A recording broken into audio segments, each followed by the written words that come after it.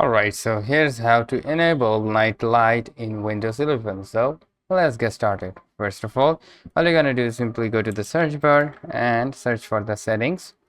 Then open this up, and then from here on the left side you need to go to the system and simply go with the display. Alright, then right after that you will probably see the night light. You need to tap on that, and then from here first you need to tap the turn on now. Then you can see your night light is turned on. Then from here you can change the warmth tone of your night light. Like if you scroll right, then the warmth will be increased. If you go to the left, the warmth will be decreased. All right, then you can schedule the night light like when you want to turn on and when this night light will be turned off.